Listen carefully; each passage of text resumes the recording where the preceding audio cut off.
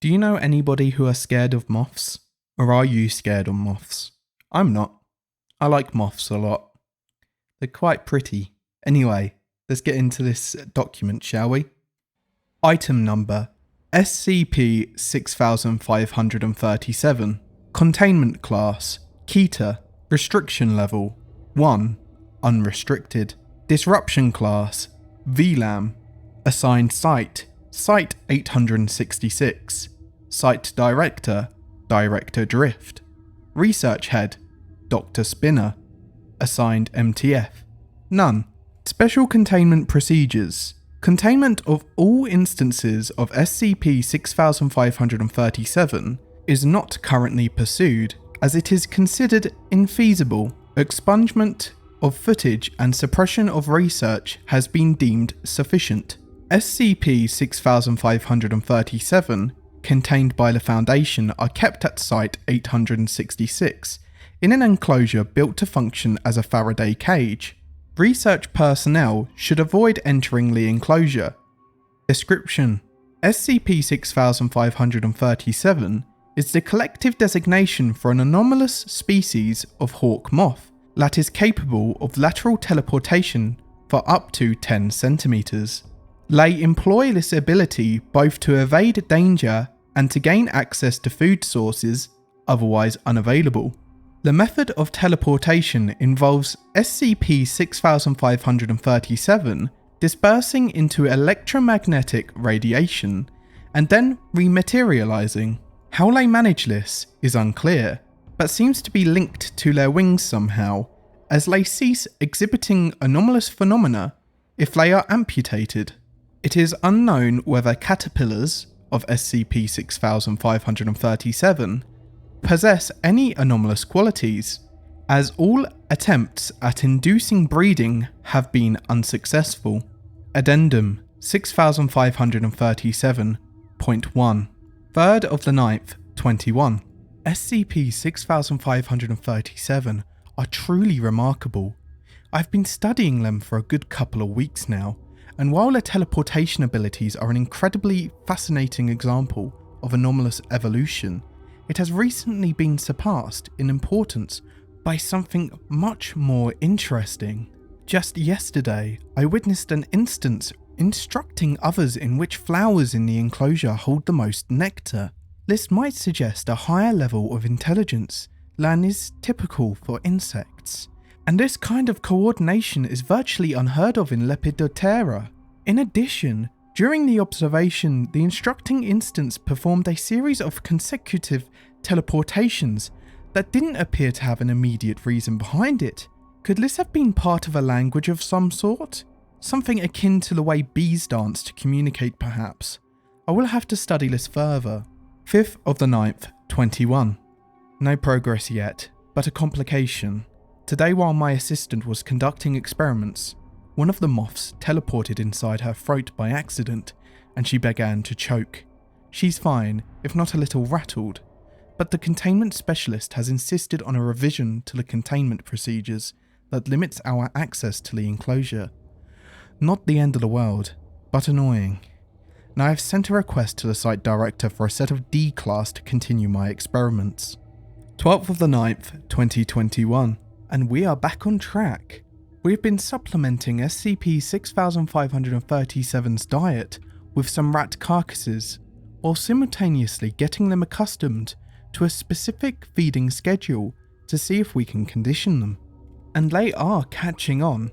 They have begun flocking in front of the entrance right before feeding time, teleporting around excitedly. Not just that, they've also grown to associate the appointed D-class with food. Just today, we made 2 D-class enter their usual feeder, and one they haven't met. Almost all of them stuck close to the one they recognise, largely ignoring the other. In other news, we may have to pick up the pace of our experiment, as SCP-6537 are still not breeding.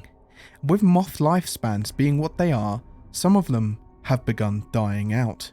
Or I assume they have, because the number of specimens in containment has definitely decreased, but we can't find any bodies. We've checked the integrity of the Faraday cage, so there's no way they could have escaped. For now, I'm assuming they just eat their dead, but we haven't actually seen that happening. 21st of the 9th, 21. Not much to note. Progress has been frustratingly slow. I feel slow. I'm tired and anxious all the time. Never really had burnout before. But I'm not the only one. The D class have been acting strange lately. They're quiet. Still, don't do much outside their duties. They attend to the Moths and then just sit in their bunks. Honestly, it's probably just boredom. This is hardly an exciting assignment, but between that and my assistant taking a month off for sick leave, I'm starting to feel quite isolated, like I'm in a cocoon. At least I have the Moths. 23rd of the 9th, 21. The lack of progress is starting to really get to me. It's hard to think. I try to write down my observations, but the words just fly away. I can't sleep because every time I try, I hear it. The fluttering. I hear it inside my skull and feel it behind my eyelids. 27th of the 9th, 21. I found myself in their cage today. I don't remember walking there. I swear I saw a moth that wasn't there before. It's young, still slicked from the cocoon. But there are no cocoons. Where did it come from? 28th of the 9th, 21.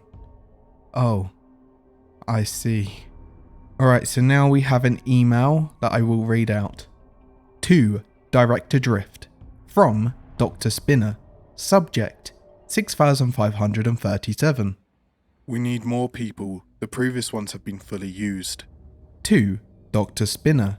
From Director Drift. Subject RE 6537. More? You're testing the intelligence of some bugs. What could you possibly need more D-class for? And what do you mean by fully used? Additionally, I've gotten several reports from your co-workers that you've been acting weirdly as of late. I know we're all practicing social distancing right now, but I think this requires an in-person conversation rather than an email exchange. Could you come to my office today at 16:45? Incident Report 6537.1. On the 15th of the 10th, 2021, a site-wide containment breach occurred as Dr. Spinner was making his way towards the site director's office, and he was terminated in the ensuing chaos. The injuries on the researcher's body were observed not to bleed, instead filled with an organic material resembling silk. An autopsy was ordered and the body was found to contain hundreds of living SCP-6537 instances, as well as their eggs. Further examination revealed that Dr. Spinner had been dead for approximately 3 weeks. Site 866 has been decommissioned and decontaminated. The containment of all SCP-6537 instances is considered a top priority. And now I'm scared of moths. Anyway, I'll see you in the next one. Goodbye.